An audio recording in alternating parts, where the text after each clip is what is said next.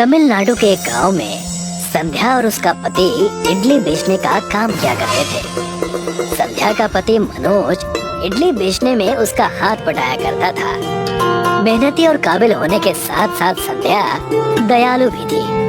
कई बार तो लोगों को इडली फ्री में भी दे दिया करती थी।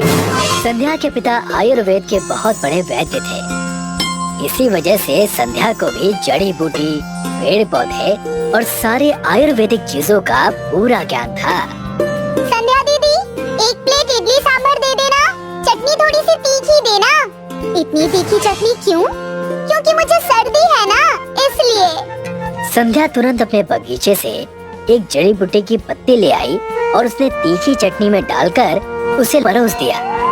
जैसे ही उस लड़की ने अपनी इडली तीखी चटनी के साथ खाई, उसकी सर्दी झट से ठीक हो गई। अरे वाह, आपकी इडली तो जादुई है। इसमें आपने क्या क्या डाला है? मेरी सर्दी पूरी तरह से ठीक हो गई। इसमें बस एक जड़ी बूटी का पत्ता था और कुछ नहीं। यूं ही तुम दुनिया की मुफ्त में मदद करती रहोगी ना, तो क्लिनिक में बैठे डॉक्टरों को अपनी दुकान बंद करनी पड़ेगी। बस थोड़ी सी मदद ही तो की है बेचारी की। सर्दी से परेशान थी इसीलिए, वरना आपको नहीं लगता मेरे पिताजी से सीखे जड़ी बूटी का ज्ञान ऐसे ही मेरे पास रहेगा?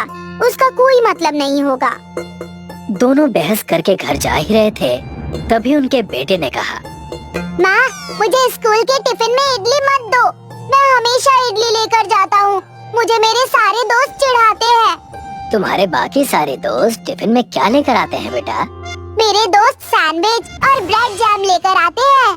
तो एक काम करना, कल से तुम इडली सैंडविच लेकर जाना। तुम खुद भी खाना और अपने दोस्तों से भी शेयर करना। हर्रे! मैं कल से इडली सैंडविच लेकर जाऊंगा। टोनी के जाते ही मनोज संध्या से पूछता है, वैसे भाग्यवान, इडली सैंडविच क्या होता है? ये तो बस मैंने यूं ही कह दिया। कल इडली ही दूंगी, बस कुछ पत्तियां डालकर। तुम भी ना कमाल करती हो। अगले दिन से संध्या फिर से अपनी इडली की दुकान खोल देती है। अच्छी ग्राहकी चल रही थी कि तभी मनोज उसके पास आया। संध्या, जल्दी से दुकान बंद कर दो, हमें यहाँ से निकलना चाहिए। शहर में बहुत बुरी एक बीमारी फैली है और धीरे धीरे गांव की तरफ आ रही है, और सरकार ने भी सारी दुकानें और व्यापार बंद करके अपने अपने घर में रहने की सलाह दी है। ये अचानक कैसे हो गया? टोनी को मैंने अभी अभी स्कूल में छोड़ा। जाकर उसे लेकर आओ।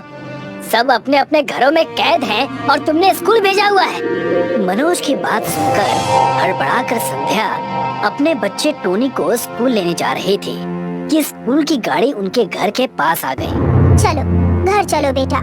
संध्या मनोज और टोनी के साथ घर चली जाती है और बचे हुए पैसे का राशन और कई सारी दूसरी चीजें, इडली का आटा और थोड़े से चावल दाल लेकर जैसे तैसे घर पहुंचती है। हमारे पास बस थोड़े ही बचे हुए राशन है। कितने दिनों तक घर में रहना है कुछ पता नहीं। हम तुम्हारे पिताजी से इस चीज की मदद क्यों नहीं ले लेते? उन्हें आयुर्वेद का इतना ज्ञान है, वो इन सब छोटी छोटी बीमारी के बारे में झट से समाधान दे देंगे। मनोज के कहने पर संध्या अपने पिताजी को फोन लगाकर सारी समस्या बताती है। तब उनके पिताजी कहते हैं, इस समस्या का समाधान मैंने तुम्हें पहले ही बता दिया था। तुम्हें बचपन से ही जड़ी बूटियों का ज्ञान है। अपने बगीचे से उन जादुई जड़ी बूटियों का इस्तेमाल करो और सारे बीमार लोगों के खाने में परोस दो। अपने पिताजी की बात सुनकर तुरंत ही संध्या अपने घर में वो किताब ढूंढने लगती है और वहाँ उसे उस बीमारी का इलाज मिल जाता है। तब बड़ी खुशी के साथ अपने पति मनोज से ये बातें बताती है। पिताजी ने जो जादुई जड़ी बूटी बताई है वो हमारे बागीचे में खूब सारी है। हम इसे अपनी इडली सैंडविच में मिलाकर पूरे गांव और शहर को खिलाकर ठीक कर सकते हैं। तो देर किस बात की, हमें उस जड़ी बूटी से लोगों का इलाज करना चाहिए ताकि हम लोगों की मदद कर सके। लेकिन हमारे पास कुछ ही दिनों का राशन है। और अगर हमने इसे भी इस्तेमाल कर दिया तो हम आगे का क्या करेंगे? पता नहीं बीमारी कब तक रहेगी और कब तक नहीं। तुम आगे की चिंता मत करो और अपने पिताजी की बताई जादुई जड़ी बूटी इडली सैंडविच में मिलाकर लोगों को दे दो। मनोज के इतना कहते ही संध्या अपने बगीचे से जादुई जड़ी बूटी, ऐसी जड़ी बूटी जो सिर्फ केवल सिद्ध पुरुष और उनके खानदान के पास थी, उस जड़ी बूटी को तोड़कर संध्या ने अपने घर के आस पड़ोस वालों के लिए इडली सैंडविच बना दी। ये तो सिर्फ 4-5 घर के लिए है और इतने में क्या होगा हमारा। जैसे ही लोगों को पता चलेगा जादुई इडली सैंडविच है, वो अपने घर से राशन और कई सारे खाने के सामान हमें देंगे। उन सब चीजों से हम और भी बना कर रख लेंगे। आसपास के कई घरों में संध्या और मनोज ने इडली सैंडविच बांटे। इडली सैंडविच जब लोगों ने खाया तो बिल्कुल ठीक हो गए। उनका बुखार और उनकी बीमारी झट से गायब हो गई। आपके इस बड़प्पन से हमारा बच्चा बीमारी के चंगुल से निकल गया। भगवान आपका भला करे।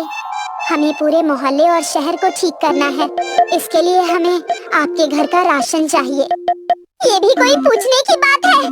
मेरी राशन की दुकान है, ये तो तुम्हें पता ही है। बस मेरी एक शर्त है कि तुम सबको जादुई इडली सैंडविच ही खिलाना। ये भी कोई पूछने की बात है? चलिए हम शुरू करते हैं। संध्या और मनोज उस औरत के राशन के दुकान जाते हैं और वहाँ जाकर इडली सैंडविच बनाने की सारी सामग्री ले लेते हैं और उससे बहुत सारे इडली सैंडविच बनाकर पूरे गांव और कस्बे को खिलाते हैं। भाग्यवान, अगर हमने इन सारे रोगियों का इलाज कर दिया तो पूरे गांव बल्कि पूरे शहर में हमारी इडली सैंडविच की दुकान मशहूर हो जाएगी और लोग आयुर्वेद उपचार अपनाने लगेंगे। आपने बिल्कुल सही कहा। हमें बस जादुई जड़ी बूटी इडली के अंदर डालकर उसका सैंडविच बनाना है और सारा काम हो जाएगा। चलिए बिना देरी किए हम काम शुरू कर देते हैं। पूरे गांव को संध्या और मनोज हर एक घरों में जाकर जादुई इडली सैंडविच देते हैं और उनसे कहते हैं, ये लीजिए, हमारी इडली सैंडविच खा लीजिए। इससे आपका पूरा परिवार स्वस्थ हो जाएगा और कोई भी बीमारी नहीं फैलेगी। जी मैंने बहुत सुना है इस इडली सैंडविच के बारे में और मैं ये जरूर खाऊंगा। संध्या उस आदमी को जैसे ही इडली सैंडविच देती है, वो आदमी अपने परिवार को खिला देता है और देखते ही देखते कुछ ही क्षण में उनकी बीमारी गायब हो जाती है। भगवान आपका भला करे। आप इतना नेक काम कर रहे हैं। हर एक परिवार से आपको दुआ मिलेगी। मैं तहे दिल से आपका शुक्रिया अदा करना चाहूँगा। संध्या और मनोज खुश होकर वहाँ से चले जाते हैं। सारा गांव उनके जादुई इडली सैंडविच के गुणगान गाने लगता है। तुम अपने पिताजी को फोन करके धन्यवाद कह दो, उन्होंने हमें इस बीमारी से बचा लिया। मनोज की बात सुनकर संध्या अपने पिताजी को धन्यवाद कहती है और पूरा परिवार खुशी खुशी अपनी इडली सैंडविच बेचने लगता है और अपना जीवन बिताने